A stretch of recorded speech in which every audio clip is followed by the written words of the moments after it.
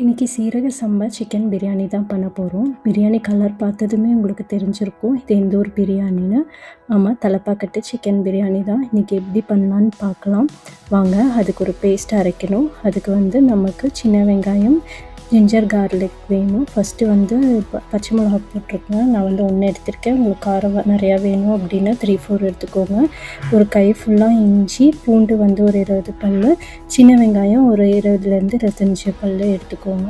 ஒரு கை ஃபுல்லாக நமக்கு மின்ட் லீஃபு, கொரியாண்டர் லீஃபு எடுத்து நல்லா பேஸ்ட்டாக அரைச்சிக்கோங்க.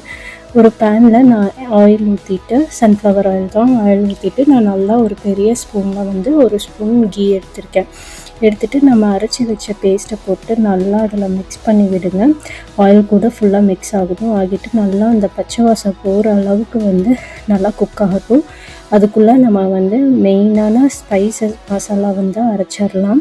ஸோ என்னென்ன மசாலாங்கிறது நான் மேலே டீட்டெயிலாக எவ்வளோ போடணும் அப்படிங்கிறது கொடுத்துருக்கேன். அதை நல்லா நீங்கள் அரைச்சிட்டு நமக்கு நல்லா இது குக் ஆனதும் சால்ட் போட்டுக்கோங்க. போட்டு நல்லா மிக்ஸ் பண்ணி விட்டுட்டு அந்த எண்ணெய் பிரிஞ்சு வரப்போ நம்ம அரைச்சி வச்சுருக்க ஸ்பைஸ் மசாலாவை ஆட் பண்ணி நல்லா மிக்ஸ் பண்ணுங்கள். இப்போவே நமக்கு அந்த ஒரு கலர் சேஞ்ச் ஆகி வரும்.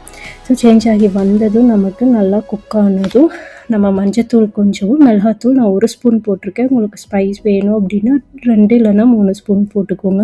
போட்டு நல்லா மிக்ஸ் பண்ணி விடுங்க. நான் ஆயில் கம்மியாக தான் நான் ஊற்றிருக்கேன். ரொம்ப ஆயில் வேண்டாம் அப்படின்னு உங்களுக்கு வேணால் இப்போ கூட கொஞ்சம் ஆயில் ஊற்றிக்கலாம். ஊற்றிட்டு நான் 2 ஸ்பூன் தயிர் போட்டு நல்லா மிக்ஸ் பண்ணிவிட்டு சிக்கன் ஆட் பண்ணியிருக்கேன். நான் இன்றைக்கி 1 கேஜி சிக்கன் தான் எடுத்திருக்கேன்.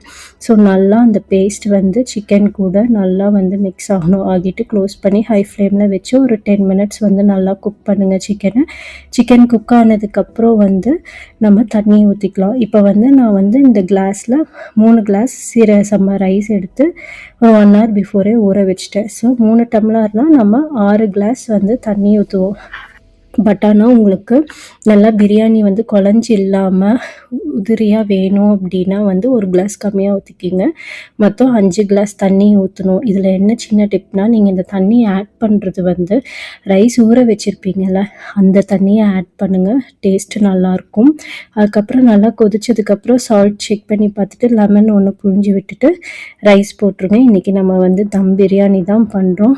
ஸோ ரைஸில் போடுறதுக்கு முன்னாடி நல்லா அந்த தண்ணி எல்லாத்தையும் இது பண்ணிவிட்டு போடுங்க.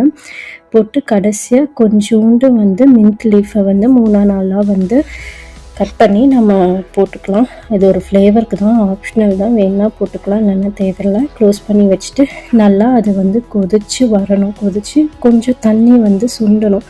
சுண்டி நல்லா அந்த ரைஸ் தெரியறப்போ நீங்கள் தம் போட்டிங்க அப்படின்னா கரெக்டாக இருக்கும்.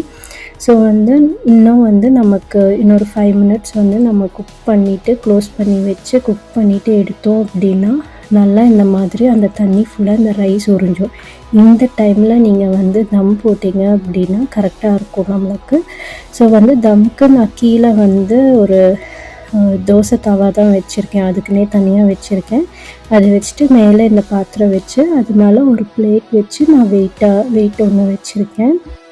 நம்ம இந்த தம் கொடுக்கறது ஒரு 3-4 டைம்ஸ் ஓப்பன் பண்ணி கீழே இருந்து மேலே நல்லா நம்ம மிக்ஸ் பண்ணணும் ரைஸை. அப்போ தான் ஈவனாக நமக்கு குக் ஆகும். கீழேயும் அடி பிடிக்காது. நீங்கள் தம் கொடுக்குறப்போ நல்லா சிம்மில் வச்சு விட்டுக்கோங்க. ஃபஸ்ட்டு ஒரு 5 மினிட்ஸ் ஹை ஃப்ளேமில் இருக்கணும். அதுக்கப்புறம் சிம்மில் வச்சே தான் குக் பண்ணணும். அப்போ தான் உங்களுக்கு அந்த ஸ்டீம் ஈவனாக நமக்கு இதாகும். கீழே பிடிக்காது, கரெக்டாக இருக்கும். ஸோ இந்த மாதிரி நான் ஒரு 3-4 டைம்ஸ் பண்ணதுக்கப்புறம் ஃபைனலாக எனக்கு பிரியாணி எவ்வளோ பலன்னு இருக்குன்னு பாருங்கள், கிடச்சிருக்கு.